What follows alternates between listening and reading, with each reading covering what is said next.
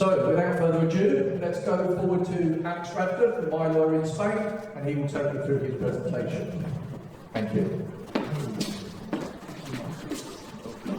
Thank you, Marco. Buenas tardes, Fuengirola. Buenas tardes, okay. So my name is Alex Radford. I'm an English solicitor and a Spanish lawyer. My parents moved out to Spain in 1981 to Fuengirola. And Spain wasn't a member of the EU then. They joined in 1985. And then in order to apply for residency or renew your residency, we pop over to Portugal, have lunch, get our passport stamped, and come back and start the residency process again. So those times have changed somewhat. Now you can actually drive across drive across rather than actually catch the ferry. So there's a great quote here from Paulo Coelho. If you haven't read the book, The Alchemist, I strongly recommend it. Some nice bedtime reading. One day you'll wake up and there won't be any more time to do things that you've always wanted to do. So do it now. And that applies to life generally, whether it's putting in place a Spanish will, talking to Julie about a funeral plan, or to Tim about a new investment, or going down to the casino and putting some money on number 99. Whatever you want to do, do it now. Time is precious and limited. So, what I'm going to talk to you about is things that haven't changed since Brexit, and then things that have changed. And then, as Marco mentioned, we'll take questions at the end of all the sessions. So residency, I think this is probably the biggest change for everyone here. I'm glad to see lots of hands going up, that you've got your residency cards, green or TI, etc. But essentially, any British person or non-European now coming to live in Spain, they can only spend 90 days in a 180-day period, whereas before last year, you'd come to Spain, more than 90 days, you'd have to apply for residency after that 90 days. Now, you've got to apply for the residency from your home country. You've got to apply for residency from the consulate, the Spanish consulate in your home country. So in the UK, 3 consulates, one in Edinburgh, one in Manchester, and one in London. And guess what? They're really busy at the moment, and it's very difficult to get an appointment. So it's difficult to get a visa at the moment. But essentially, that is the process now. Even someone coming out to buy a business. Last year, a British person could come out to buy a business, they'd see a business, they put an offer in, they couldn't get accepted, and we'd start the legal work. Now, a British person can't just come out and buy a business. They've actually got to put together a business plan that's got to be submitted to the Spanish consulate in your home country. They approve it, and then they grant a working visa. So things have changed quite dramatically since the 1st of January, and in effect, and as you'll see from Tim's slides later, there's no freedom of movement, no freedom of movement of people, no freedom of movement of services, and no freedom of movement of goods. So, the good news, though, is if you purchase a property or properties from the 27th of September 2013 to now, for more than €500,000 in one person's name, and it's not charged with a mortgage or any debt, you can apply for a golden visa. So a lot of people are dusting down their deeds, contacting us and saying, look, we bought this property in 2020 or 18, etc. It's worth more than €500,000. It's in the name of one of us only, and therefore we'd like to apply for the golden visa. And the good thing about the golden visa, I mean, first of all, it's strange that we're talking to British people about the golden visa, because this legislation was introduced in 2013 when Spain was in that dark days with when the property sector was tumbling down, and the banks became the biggest landowners in Spain, and that's why Spain introduced the golden visa to bring in investment from outside of Europe, and now outside of Europe now means also British people. So basically, the golden visa, you can apply for it either from Spain or from the UK. That's the good thing about the golden visa, and with the golden visa you can work in Spain, and for renewals you only have to spend 1 day in Spain. Unlike the other visa, which I'll talk about, the non-lucrative visa, you have to spend a minimum of 180 days. And the golden visa, here we submit it online, and in effect you've got to have a clean criminal record certificate, you've got to have private medical insurance. Last year you were allowed Form S1, now you're not. So you have to have private medical insurance, you have to have a specific medical certificate from a doctor stating that you don't suffer from any World Health Organization illnesses, All of those have to be translated, stamped with the apostille of The Hague, which means legalised from the Foreign and Commonwealth Office in the UK, and then brought up to Spain and submitted online. And if you apply for the golden visa from Spain, it's granted for a 2-year period. Whereas if you apply for it from the UK, it's only granted for a 1-year period. So if anyone's lucky enough to be in that position, then certainly, I'd recommend you apply for it from here in Spain. Driving licences, did any of you manage to change your driving licence over? Yeah, good, excellent, well done. So there's a lot of debate about what's going on about the driving licence at the moment and whether you need to sit a new driving licence in order if you haven't done so. We heard from the British consulate that basically you could change your you could change your British driving licence over to a UK licence, Spanish licence before the end of October. That was the latest that we heard, and then we spoke to some people earlier today, and they said that wasn't the case. But that's basically what we've heard. If you are going to live here for more than 183 days, I would recommend that you change your driving licence. The tax year in Spain runs from January to December, so more than 183 days means you become a Spanish tax resident, and that's when they would expect you, the Spanish authorities, to change your licence over to a Spanish one. When I did it a few years back, I went along to the DGT in Malaga, booked an appointment, and they sent me around the corner for a little test. And then I went, basically it was a kind of little driving test on a kind of computer program, and they tested my eyes. Went back to the DGT, handed over my driving licence, and a few weeks later I had the Spanish driving licence. Okay, so what I would suggest, have a look at the DGT website, and if you haven't got a Spanish driving licence, and you're spending more than 183 days here, I'd suggest changing over. The other thing I'd suggest, if you're here for less than 6 months, that you might consider taking out the international driving permit as opposed to a licence. I got corrected on it this morning. So international driving licence or permit basically means that if you've got a valid UK driving licence, you can drive across Europe. So just that's something obviously that changed as well. If you're not living here for 183 days a year and you own property, you've got to pay what's known as the non-residence income tax. And last year, so you pay that the year after you purchase a Spanish property. And last year, the applicable rate that you had to pay was 19%. But that now increases to 24%. And if you rent your property, you pay that rate as well, but no outgoings or costs of managing the rental are deductible. So that's a fortunate position to be in, but it's 24% as opposed to 19%, and none of those costs are deductible. So just bear that in mind. Has anyone had a parcel delivered from the UK? What happened when you had that parcel delivered? Did you pay any tax on that? Any import duty? No? Okay. I had a letter from customs that I had to fill out, that my daughter sent me a parcel, which was important.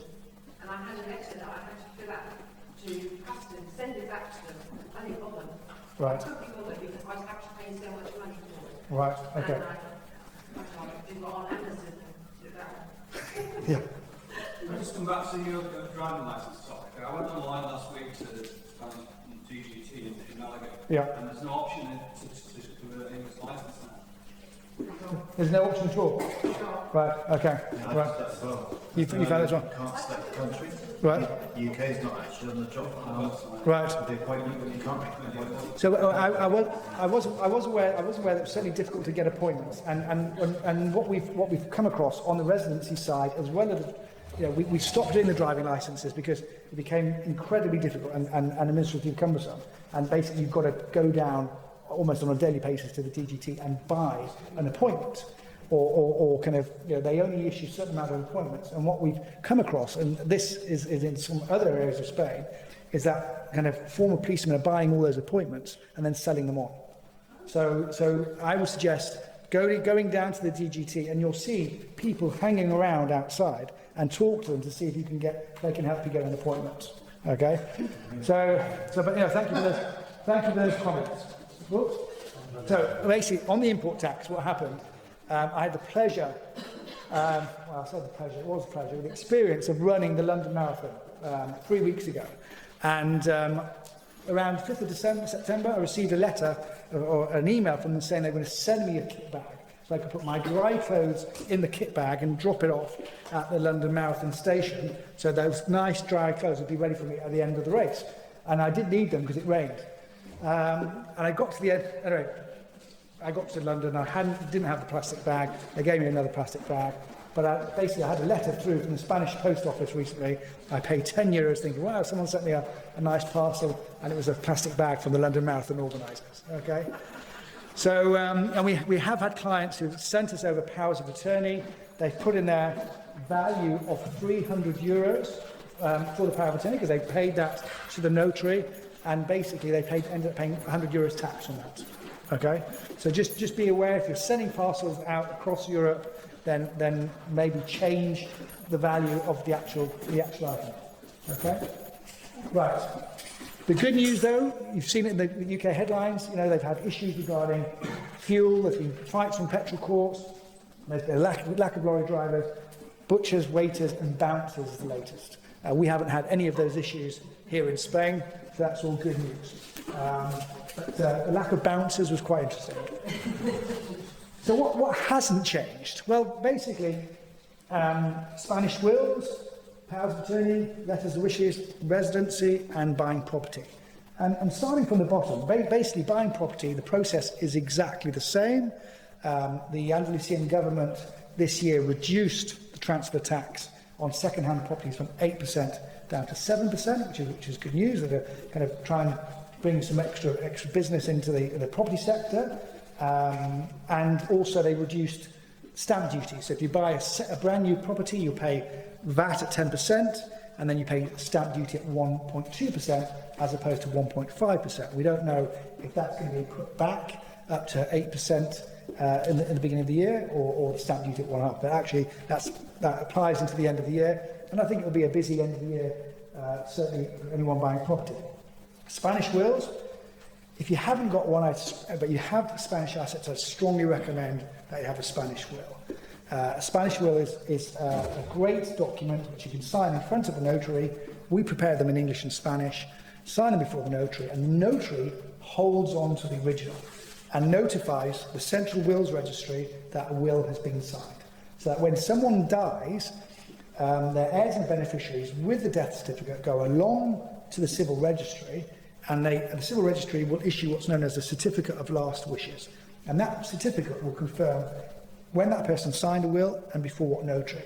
And then they can go to the notary and ask for a copy of that will. So it's a great system. There's none of the faffing around that we have in the UK. When someone dies, it's like, where's the will? Is it, what drawer is it in? Have the lawyers got it, etc. Very good system. And having the Spanish will means you can actually mitigate inheritance tax. Okay, so here in Spain, whoever inherits the asset pays the tax, whereas in the UK, the tax comes out of the estate. So here in Spain, if you are a blood relative, so basically son, daughter, spouse, and you leave an asset to that blood relative, then in Andalusia you have an allowance of up to €1 million, and then 99% of any tax are there afterwards. So it's a very, it's very generous, much better compared, even more so to the UK. So that's very good. And in Spain, there's no free transfer of assets between spouses. So if one of you dies and you leave it to your married partner, they still have to come forward and deal with the process of the inheritance. So they won't pay inheritance tax in Andalusia, but they will have to pay reasonable legal costs, notary fees and land registry fees to register the Spanish assets that are in the name of the deceased into the name of the surviving spouse. Okay, it's a straightforward procedure, but it's not instant. In the UK, there's free transfer of assets between spouses. There's no cost at all. You fill out a form. If you own a joint property, fill out a form, send it off to the land registry, and it's done and dusted. Here, you've got to go to the notary. You've got to declare all of the assets, declare the values, and then register the assets in the name of the surviving spouse. Have you heard of Regulation 650? No? Regulation 650? No? Okay. Right. There are no special prizes tonight then. Okay, so Regulation 650 was a regulation introduced in 2013 by the European Union, and that basically meant that you could ask for the law of your nationality to apply to the distribution of your assets. What does that mean? Okay, in Spain, Spaniards have to leave 2/3 of their assets to their children. In the UK, we can leave our assets to whoever we want. So if you've got a Spanish will, make sure, have a look at it when you get back home, and make sure that Regulation 650 is referred to in the will, or it clearly states that you want the law of your nationality to apply to the distribution of your assets in Spain, which means that you can leave it to whoever you want. So as English or British passport holders, laws of the UK, we can leave our assets to whoever we want. That's known as free disposition of assets, whereas basically Spaniards can't. 2/3 have to go to the children, and then only 1/3 can freely be disposed of. Okay, so if you've got homework for tonight or in the next few days, Regulation 650, law of nationality, is that referred to in your Spanish will? And also, if you've got, we'll take questions after. Sorry. If you've got UK assets, as well, have a look at the dates on your will. Okay, or if you've got an English will and a Spanish will, look at the dates, because basically the first clause of an English will is usually I revoke all former wills. And if it doesn't refer to the Spanish will, which you paid for and gone along to a notary, it will revoke the Spanish will. Even if that wasn't your intention. Lots of times it happens inadvertently. The Spanish will gets revoked when someone updates their English will because they don't talk to or they don't let their UK lawyer know that they actually had or have a Spanish will. So it's very important that both wills work together. Having a Spanish will for Spanish assets and an English will or a UK will for worldwide assets and income. And I say UK will, when I refer to UK will, I mean a will for assets that you've got in England and Wales, because those laws are the same, and then the laws of Scotland are different. So if you're anyone Scottish here, you've got free disposition of assets, but slightly different when it comes to money in a bank account. You can't leave it to, you've got to leave it to children. So basically, have a look at the wills. Have a look at the wills when you get home, and just check if you've got those revocation clauses and if they're working, if those wills are working together. And generally speaking, we would recommend that you update or review your wills every 5 years. Okay? That's something that obviously hasn't changed. Regulation 650, just because the UK has left Europe, the Spanish notaries are still applying this and inserting this in deeds, and it's very useful because it means that we British people living in Spain, inserting British nationality in a Spanish will, can leave our assets to whoever we want. So, powers of attorney. When you maybe came to Spain and you instructed the lawyer to purchase a property for you, probably gave them a power of attorney, they opened a bank account for you and applied for an NI, and that's probably the extent of that power of attorney. In the UK, we have lasting powers of attorney, and those lasting powers of attorney are typically granted by maybe elderly relatives to their children, so that the children can manage their affairs, the adult children can manage their affairs as they get older. And that's then registered with the Office of the Public Guardian. So that when a loved one or someone who has appointed you as an attorney loses their mental capacity, you can step in and manage their affairs, usually financial and property matters. We don't have the Office of the Public Guardian here in Spain, but what we do have is we have preventative powers of attorney. So if you're here with your married spouse or just a partner or you're with a friend, etc., and it's a trusted individual, and you're worried that as you get older you want someone to step in to manage your affairs. If you couldn't, then it just makes good sense to have that person ready and consider granting them a power of attorney. Now, that power of attorney is usually quite widely drawn, and it would allow that person to open and close bank accounts, take money out, manage your affairs, buy, sell property, sign contracts, etc. And you can actually take it further and include in there medical clauses to make decisions about the medical care that you receive and also the type of basically to sign contracts to admit you to care. So wide-ranging power of attorney, known as a preventative power of attorney. It's a good document to have. That power of attorney in Spanish law, and finally, letter of wishes is another document that we'd probably recommend. So there's no, to try and avoid arguments about who inherits what watch or ring. You can basically write in a letter, I want to leave my favourite ring and watch to my nephew, to my niece. Close the letter up and just keep that with maybe the power of attorney in the Spanish law. And these are all, good general, helpful tips for you and your heirs and beneficiaries, just to put your affairs in order. Because when we live over here in Spain, a wonderful time, and we're slightly more distant, from our in-laws, from our family and friends in the UK, who might eventually be the people that end up managing our estate. So I think you've just got to try and make it easy for them, and just talk to them when they're next over about something very difficult decision. Don't put it off. Okay. So this is the kind of what we've been talking to lots of people in some of these seminars about. You're here today. These are some of the things that you can do. So you can put in place the power of attorney. You can do the Spanish law. You can do the letter of wishes. Share information about your assets, your affairs with your loved ones, and review outgoings.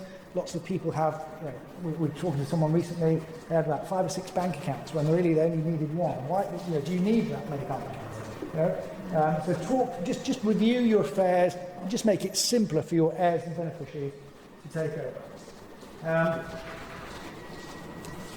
Spain, I mentioned inheritance tax and the €1 million allowance for blood heirs and relatives.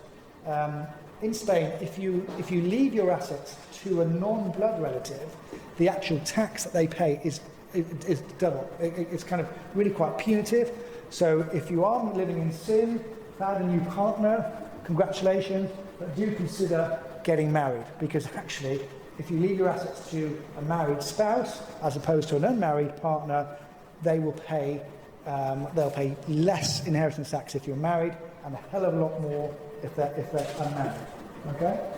We've got some more information on our website, which is yourspanishwill.com and inheritingspanishassets.com. So have a look at that. We've actually got the steps to inheriting there and some tax tables that you can look at. Okay? Right. Just to kind of finish off on the residency. So anyone coming to Spain now, whether it's the golden visa or the non-lucrative visa, they need to prove, the main applicant needs to prove that they've got at least €27,000 worth of savings or income from pensions or income from rental income in their bank account, and each dependent will require €6,778 as well. And then the non-lucrative visa is granted for a year. Once you pick up the visa, you come to Spain. Once it's granted, you've got 90 days to come to Spain, and then 30 days to apply for the TIE card. So you get given the TI card, and then that is renewed after a year in Spain. And you've got to go through that same process again. And basically, the first year, you need private medical insurance for the visa, the golden visa and the non-lucrative visa. But the second year, once you've been on the padron, on the census at local town hall for more than a year, then you can join what's known as the Convenio Especial. And that's basically you pay into the Spanish state. And if you have a look on our website, GetSpanishResidency.com, you've got some FAQs there that talks all about the Convenio Especial. But that's something you can do after you've been on the padron for 1 year. Okay, that was me. So thank you very much for listening. Much appreciated, and happy to take questions after the last session.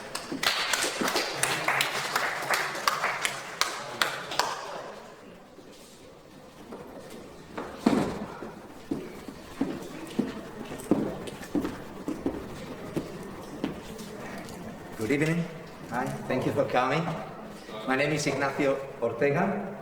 I represent Currencies Direct.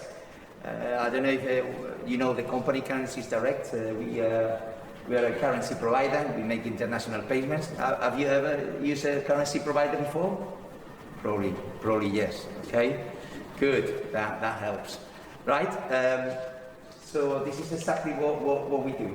So we're going to talk a little bit about currency. what we do is very simple. You know, it's what you've probably done in the past or for many years with your banks. So what we do is sending money in and out of Spain in a very secure and fast and maximizing our customers' exchange, currency exchange. Yeah. Right. We've been doing this since 1996. We saved like a bank. You know, we have to have a license and we have to comply with exactly the same as a bank. Okay. We have a level 1, so your money is safe. We have the highest possible Dun & Bradstreet credit rating, right? And we are authorized. We are authorized for the Bank of Spain as an electronic money institution, and that is also in the UK. We transfer more than 8 billion euros per year. We are a global company with offices worldwide. Here in Spain, we have 14 offices. Across all Spain, from Costa Blanca, Balearic Islands, Costa del Sol and the Canary Islands. Here in Costa del Sol we have 4, one in Nerja, one in Fuengirola, Benalmádena and Marbella. Okay? We have a staff that speak different languages, so you know, you call, someone will answer and will explain to you the details in your language. We have a Scandinavian department, we have Spanish people, we have British. We also have a national agreement with CaixaBank. We need to have a bank, and we need to have a partner where we have a segregated bank account to receive, to deliver the funds to our clients. Okay? I will go on detail about CaixaBank later. And here's our locations. Yeah? And what happened since Brexit? Well, what happened since Brexit is that we see a very volatile market with the currency exchange. We've seen dropping dramatically to then come back. So I'm going to show you some details later, you know, but it was a massive impact, you know.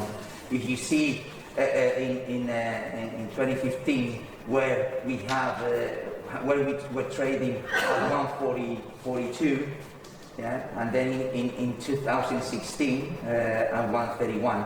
So it's almost 10 points there. That's a massive difference, you know.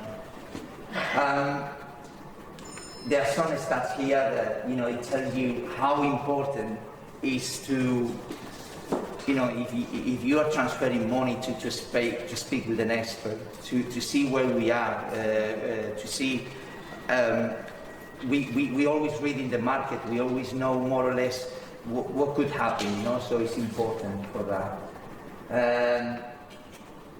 Currently, you know, more data here that you can see, all related to Brexit, general elections, 2018, look at how we were in 2018, we were between 110 and 115, and we finished the year at 110, that was in 2018. So overall, you know, it's a huge difference, you know, depending obviously where the currency is. So it's a massive difference. It can make a huge difference with your model. Okay, that's in 2019, and that's where we are now in 2020. And this is the highest in 2018. In August, we were in 118. Okay, that's so yeah. For Brexit. Can't read any of that, mate. It's out of focus. You can't read any of that. This is out of focus, yeah. Well, I can explain that a little bit because this is about the royal decree, and the royal decree is quite big actually to read it. But what it is that since January 2021, all financial institutions, they have to have EU license, okay? So a lot of FX companies in the UK, they are under the Financial Conduct Authority, like we were, but from January 2021, we have to have a UA license. We have a UA license, Currencies Direct, here in Spain with the Banco de España. There are other FX companies that they got the license through Ireland or Cyprus or any other countries in Europe, okay? So that's what it is. So customers that they have a contract with banks or any financial institution, well, they need to make sure that those companies comply now and have that license for you to operate with any financial matters, yeah?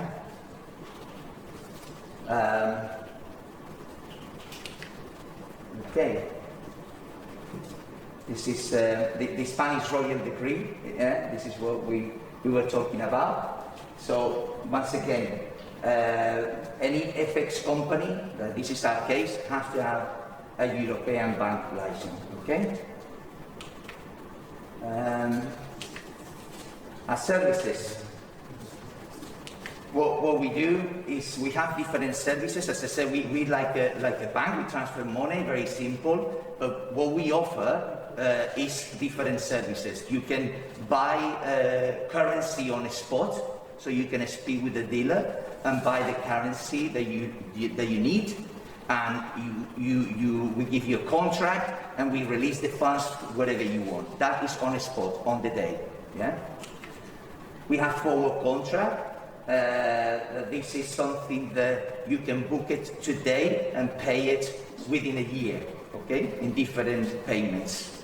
We will ask for a 10% deposit of the full amount, okay? This is something that you will use if you buy in a new property, yeah, and you need to pay in different times, no? Okay. Limit orders is that you have a target. You need to, you set up, at the moment it's 118, that's what I want to achieve. We can do that for you, and we call you and we block that rate for you. That's another option. And regular transfers, something that for pensions or salaries, that's something that we can set up every month for you, okay? 24/7, you can use our online service, our app, for you to use and buy and sell currency anytime, okay? And rate alerts as well. We can keep in touch with you and let you know when do you need it, when it's better for you to block any rate. All right? We have digital wallets where you can upload those wallets in different currencies as well, not just in sterling or in euros. It can be in US dollars, in any. Okay, so how it works is very simple. When using one of our services, if you need to buy euros, what you do is you pay in your currency that you're selling, sterling, to our segregated client account in sterling, so there is no bank charges for international payments, and we release the euros from our euro account here to your euro account in Spain. Okay? So it's very simple, very straightforward. Right? I can read it. Sorry? This is pointless. I'm sorry. This is pointless. I can't read anything you put up on that wall at all. And it's very important what you're telling us. Mm-hmm. But I can't read any of it unless anybody else can. It's too small. I can't read it at all. Okay. Pointless. I know it's very, very small. That's why I'm here trying to explain what we do, and then after I can give you information. But yeah, you're right. I agree that it's very small. I agree with that, sir. And apologies for that. But that's why I'm here, trying to explain what I'm saying. Twice reading, I can't read it. Yeah, okay. Well, as I said, what I can do, I can give you information that I have there later, and you can take and you can read it without any problems, I'm sure. Okay? Right? There's a great big wall there. Yeah, you can read the top bit, just by it. Yes, you can read that we have 5 stars. So excellent reviews, but probably you won't give us a good review on the presentation. That's for sure. Well, you Oh no, got you much know. to do, man. But yeah, we have excellent reviews, but probably it's not for the presentations. It's not. The most important thing is we have excellent service in sending money in and out, and very secure, Exactly. and fast, and with the best rates. So. Of course. And I'm going to tell marketing about this, no worry. Yeah? Okay. But yeah, talking about security, the funds, as I said, you know, something that's really important, you know, is that, and we did what we have to do, is to get licensed here in Spain, because 90% of our customers are moving money in and out of Spain. So if our clients want to speak with the local expert, we're here. We have a compliance department here. We are directly in contact with Banco de España, and we have all our offices here. So that's why we decided to have a license here in Spain, okay? So we have offices worldwide, so we have licenses where we have offices in the US or in South Africa, in other countries. So yeah, if you need to, we're talking only about sterling to euro, but if you need to move money, you are in USA and you need to here, we can do that. Australia, Asia, South Africa, any country around the world.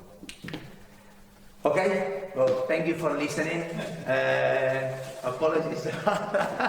But look, I have brochures here, so please, if you have any questions later, you can ask me, and also I will give you a brochure and my business card. And as I said, if you need more information, we have offices here you can contact. And give you all the information that you need, okay? So thank you very much for listening.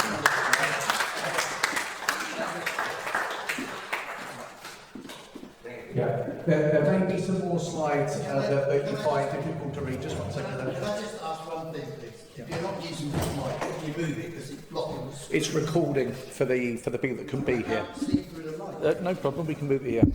Yeah. So there may be some small writing, so we do apologise. You can come forward if you have trouble to read it, but the presenters are here to actually explain what's on those slides, and as I've said, you can speak to them one-to-one if there's anything that you're not sure of. Okay, so let's move forward. Black Tower, Tim.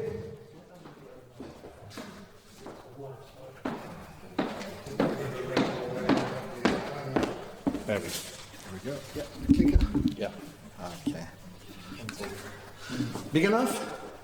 That's better. The first thing you have to do is explain what is Black Tower. Well, I've never heard of it till I made Okay. this when there's a wine.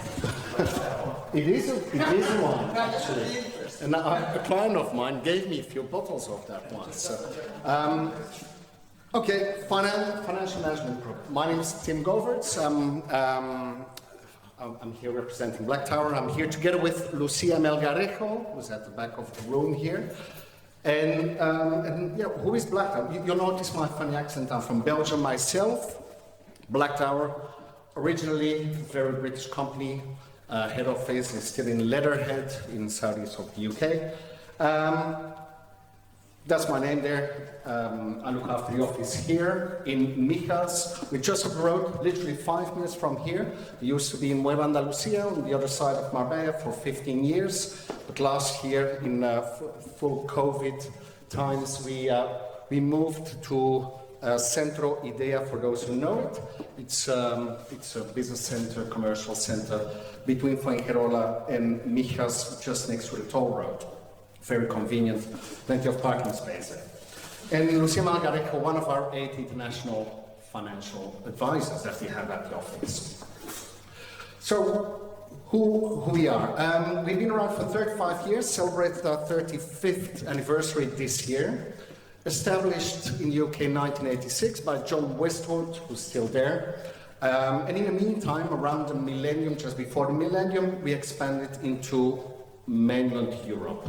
At the moment, we have offices in 15 countries in Europe. And a few years ago, we expanded into the Americas as well, with an office in New York, in Miami, and in Canada. Here in Spain, we have 5 offices. I'm in charge of the office just up the road here. And apart from the local office here, we've got an office in Javier, Barcelona, Murcia, and the Canary Islands. Just a bit of background. So, heritage, we've got a good reputation. We've been around for many years. We've been through a few crises, etc. But we're still here and still growing, growing organically. We're very much a family business. That's how we started. We believe that's very much still in the core of our business. Clients remain clients for a long time, and very often the next generation then becomes a client as well. We're introduced to children if we can help them, etc. So very much we believe that the family spirit is still in the core of our business. So what do we do? We're a financial planning company. These are a few of the services that we provide, but I think it's better to explain it in a way that we take a holistic approach. So today we're all here for the Expat Info seminar, talking about residency and moving here and differences after Brexit, etc. These are all things that we look at. So what we typically do is we would sit together with our client or prospect, and we would go through your current financial situation, your family situation, what your plans are, not just taking out the tax bit or the consequences, just what is it that you want, client? Would you like to stay here in Spain? I will become tax resident, but I'm still tax resident in the UK. So then one of the first questions we always ask is, okay, do you have a property in the UK? Yes, I do. Okay, then it's very important to understand that if you want to sell that property, do that as a UK resident. So, and as Alex previously mentioned as well, we have the 183-day rule here. So, for example, you plan to move in March to Spain, you sold the property in February, because of the fact that you spent from March to December here in Spain, you're deemed a tax resident because you've been here longer than 183 days. But you sold your property in the UK the month before you moved to Spain, still, Spanish capital gains tax can be applied because you're either tax resident for the whole year or not. There's no such thing as a split year for tax residents in Spain. So if you spend 3/4 of the year here in Spain, and you sold the UK property before that, bear in mind, be aware of the fact that it can be subject to capital gains tax in Spain. It's very often good advice or a good idea to delay a little bit the moving over so that you don't breach this 183-day rule. And in the meantime, you sell your property and then you structure the proceeds in a very tax-efficient environment from a Spanish tax perspective, so that you're already set for becoming a full Spanish tax resident. Okay? More planning can be done around that. Also, country-specific investments and holding structures. Typical example, ISAs, individual savings accounts in the UK, tax-free in the UK, not tax-free here. Your tax holding gains. If you've held ISAs for a long time and you've made some profits on that, gains on that, and important to sell them while still being a UK resident, because if you sell them whilst being a Spanish tax resident, Spanish capital gains tax will apply. Okay. There's a few more examples. Okay, inheritance tax. I remember 15 years ago, and Lucia will remember that very well as well, that was always a big hurdle for people becoming tax residents here. Here in Andalusia, there was a personal allowance of 15,987.56 euros. I remember that figure very well, because Spain doesn't like round figures, and that was a number that we used so many times in calculations of inheritance tax. But over the past years, as Alex mentioned as well, Andalusia suddenly became one of the most generous areas, with now an allowance of $1 million and a 99% reduction on anything above.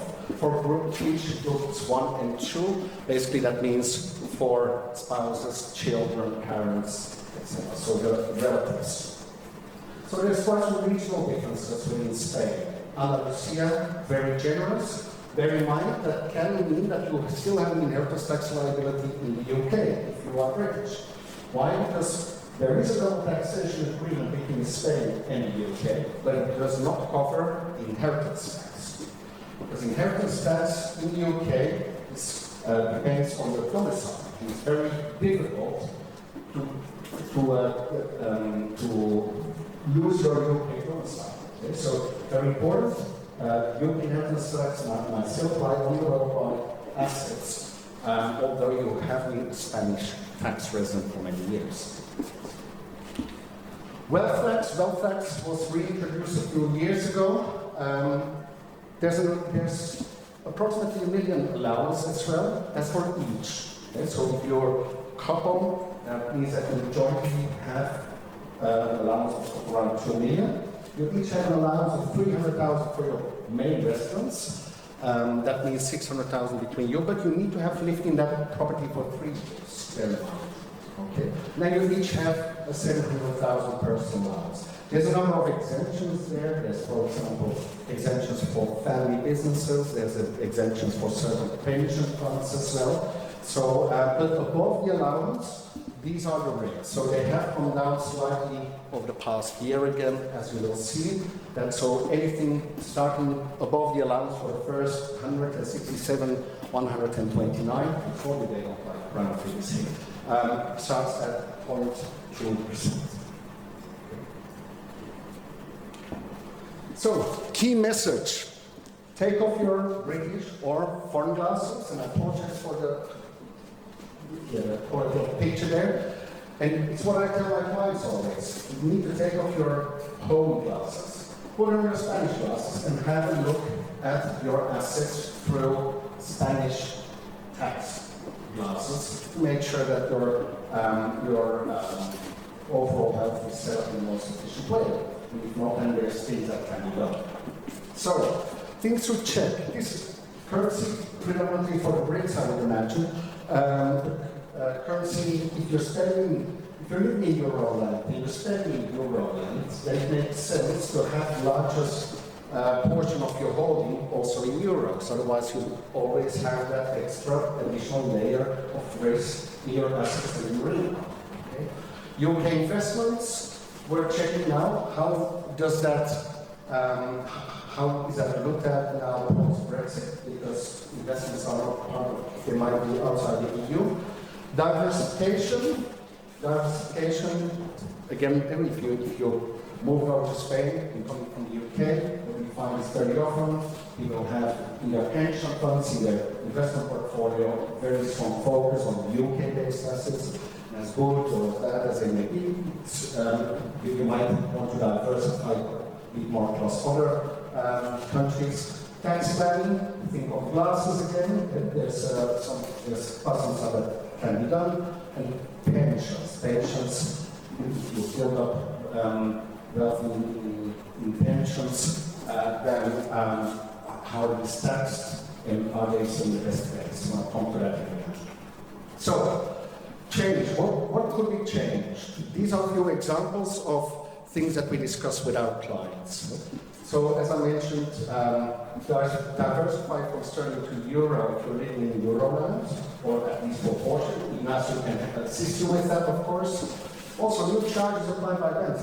We've seen that banks, for money transfers from Spain to the UK, for example, that there's new charges being applied of 1 to 2% income by UK banks.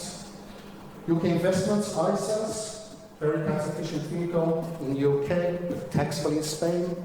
Offshore bonds, I mean with that, offshore bonds as offshore for Spain.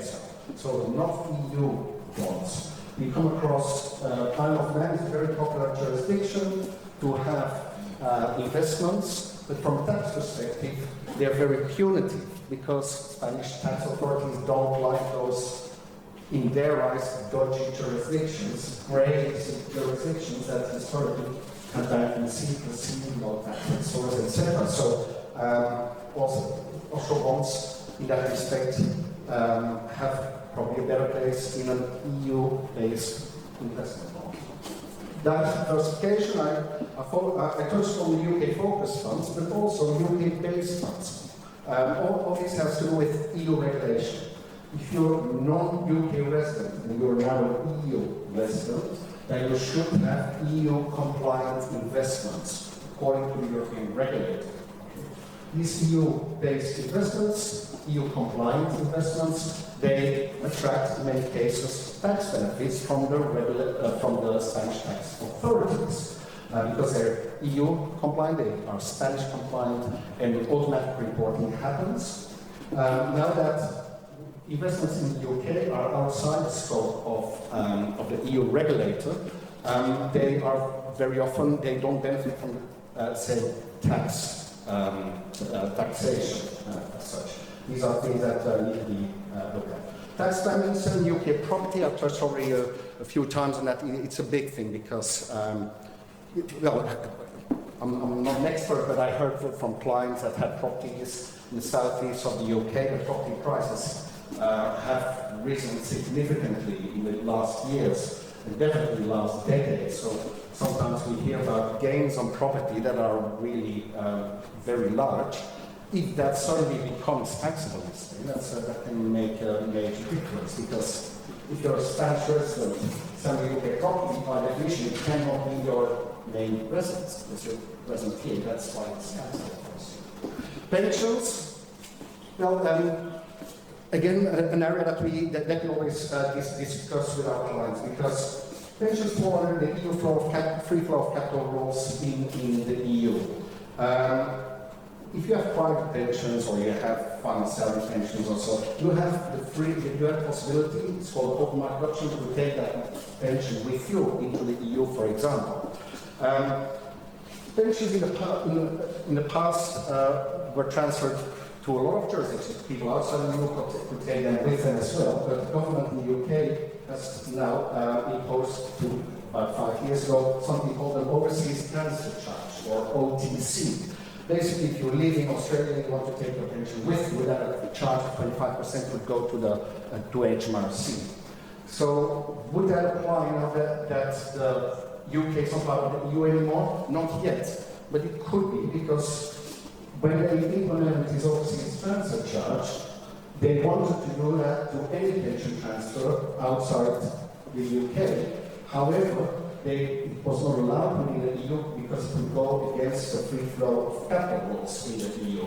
That's why it has always been possible within the EU.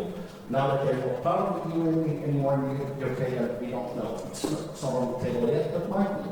What we did see, some considerable changes, FAD, or Flexi Access Drawdown. Flexi Access Drawdown is where you've got a pension and you can take as much as you want out of that pension, basically. Until 2015, there was something called capped drawdown, and so you had a maximum percentage that you could take out of your pension. That percentage was based on your life expectancy, on your age, basically, and on your gender, and something complicated calculation taking into account the 10-year UK gilt yield, and that determined how much you could take out of your pension. But the government needs a little bit of extra injection from income tax, so they said, look, what we're going to allow is we're going to allow all people, all members of pension schemes, to take full access to their pension. Bearing in mind that they pay income tax on anything over 25% pension commencing from some. So that was called flex access drawdown. We see now that many schemes have withdrawn that flex access drawdown possibility for the members of their pension schemes. Big pension funds in the UK that don't allow this flex access drawdown, where people thought they had a high level of access but not anymore. Worth checking, not all, but we've come across quite a few that are in that case. PCLS, pension commencement lump sum. If you've got a pension in the UK and you want to move to Spain and become tax resident here, and if you're not, then that 25% pension commencement lump sum can best be taken whilst still being a UK tax resident, because it's not taxed here. Here, that 25% PCLS is taxable for income tax purposes. Okay, very important. Okay, action. So, what action could you take? Take appropriate advice, talk to us, for example, but it's important to take local advice. Especially, we see that many UK financial consultants, they are not able to advise non-UK residents or EU residents unless they have establishment on the European name somewhere. Especially for Spain, we always recommend to take fully regulated advice from Spanish perspective as well. Okay? That way you're also covered by the professional indemnity cover, it falls under the EU regulators remit, so you're safe to be advised. Locally compliant structures, tax efficiency, very important. A lot of, when I touched on ISAs, offshore bonds, etc., there's Spanish compliant structures that give you many of the same benefits. Tax efficiency, Spanish compliant structures will typically also report automatically for the model 720, declaration of foreign assets. They will withhold tax when there's gains made, they will withhold the tax, passing them automatically to the tax authorities. Tax authorities like it because they get all the information automatically through, and the tax is direct to that source. Clients like it because they have a lot of tax efficiency, they pay less tax. So it's easy like that. Okay? Spanish compliant does not mean in Spain. It does mean within Europe. Spanish compliant meets one of the conditions for investment bonds and structures to be Spanish compliant means that they need to be based in an EU jurisdiction with automatic reporting to Spain. Okay, very often that could be Ireland, Luxembourg. There's a number of jurisdictions where our consult their investments. Pensions, things I touched on the OTC, overseas transfer charge, might apply at some stage in the future, not yet. Wealth tax, certain pension funds fall outside the scope of wealth tax. Some good financial planning can be done there. Lifetime allowance. If you're fortunate enough to have a pension that's bordering the 1,073,000 is now a lifetime allowance, and taking your pension with you in the EU is considered a benefit crystallization event. Without going into too many technical details, it basically means that after that, your pension can grow free of the UK tax that might apply if you left it in the UK. Once you're over 1.073 million, then the lifetime allowance charge of 25% if you take it as an income might apply, or 55% if you take it as a lump sum. Important tax planning that needs to be done there. That's all from me. Just wanting to finish with a quote that I like very much from Benjamin Franklin: by failing to prepare, you're preparing to fail. Just comes down to planning. Thank you very much.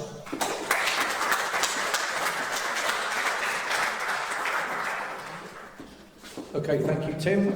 Very interesting stuff, and probably a lot of questions there that you'll need to ask after the presentation from Julie.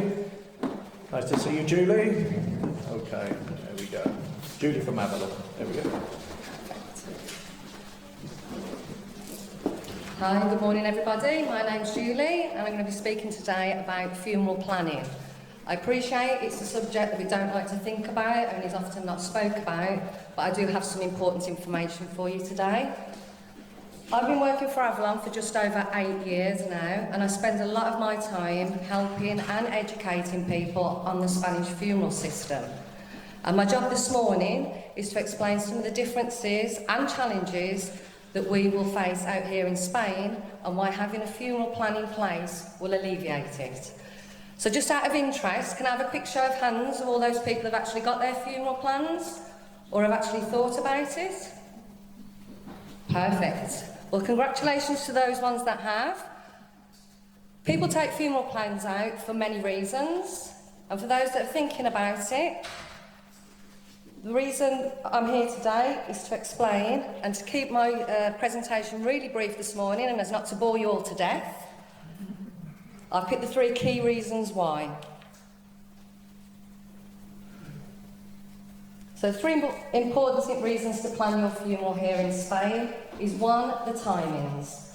So unlike the UK, in many European countries, the funeral takes place within 24 to 48 hours, which actually leaves you little time to make your arrangements and to personalise the funeral. European funerals tend to be simpler, with less choice than the UK, and may not leave enough time for loved ones to attend. And all this actually does put more stress on those that are left behind. Number 2, language barrier. Now you might speak Spanish fluently, But in difficult circumstances, it may be hard to explain things properly and things may be misunderstood. Because at the time of death, you must contact the Guardia Civil and the doctor and also the funeral director. Things are not as straightforward also if the death actually occurs outside the home or hospital. And a body release form will need to be completed immediately. This will be in Spanish with no time to translate. And last but not least, the cost. So funerals costs are rising each year, and on top of that, you should also consider that funeral directors normally expect payment up front. Your assets could also be frozen, making it difficult for your family to access your savings, and your family may need extra time or permission to access the funds needed. And any delays will incur more costs, such as mortuary fees, which are paid on a daily basis. So what is a funeral plan? A funeral plan actually lets you arrange and pay for key parts of your funeral now, so you can focus on enjoying life today without worrying that your loved ones will be left to cover the costs. So you make your wishes known now, so you get the funeral you want and deserve. It protects your loved ones at the time of need, such as costs are fixed and completely covered in the plan. And unlike many insurance policies, no health checks are needed. Now, a funeral plan is not an insurance policy. An insurance policy is a cash lump sum payment, often less than what you've paid in, and when you receive it, you will still have to arrange the funeral. So why Avalon? So our local funeral liaison team are available 24 hours, 7 days a week, and speak both fluent English and Spanish. Your money is held safely and securely in an independent UK trust fund, which is actually separate from Avalon. We've been established for over 25 years in the UK, and we are regulated by the Funeral Planning Authority. So we abide by their set of rules and codes of conduct. We are covered across the UK, Spain, Portugal, Cyprus and the Canaries. And we're very proud to say that we're 5-star excellent rating on Trustpilot, and that we've been voted Best Funeral Plan Provider at the UK Personal Finance Awards for 2 years running, and are actually shortlisted again for this year. Before I trip over, I'm going to talk to you about a couple of key unique benefits to Avalon with your Avalon plan after I've done this slide. And that is why we have over 85,000 customers who've chosen Avalon, and why someone purchases one of our award-winning plans every 10 minutes. So the Avalon Promise. So if you pass away before your plan is fully paid, the Avalon Promise can cover your costs, which is providing extra peace of mind. This is available if you pay for your funeral plan by instalments over 2 or more years. Covers the cost of all the services included in your chosen plan. We're the only plan provider working with local independent funeral directors and offer this security. Your family can focus on celebrating your life without worrying about costs, and it's available on European plans held for 18 months or more. Our second key feature is the Avalon COVID-19 guarantee. Our plans offer extra assurance should COVID-19 restriction or any other national disaster prevent some elements in your plan taking place at the time of the funeral. Where this happens, we will support your loved ones in making alternative arrangements. If necessary, we'll provide a refund for the features of your plan that could not go ahead. And only Avalon funeral plans offer this, which gives you even more peace of mind. So if you'd like to find out more today, I've got a few of my colleagues at the back in pink if you'd like to have a talk to them. We offer appointments by phone, video conference, home and office, all for yourselves. And if you'd like to speak to us today with no obligation to purchase, thank you very much and thank you for listening to me. Enjoy the rest of your day.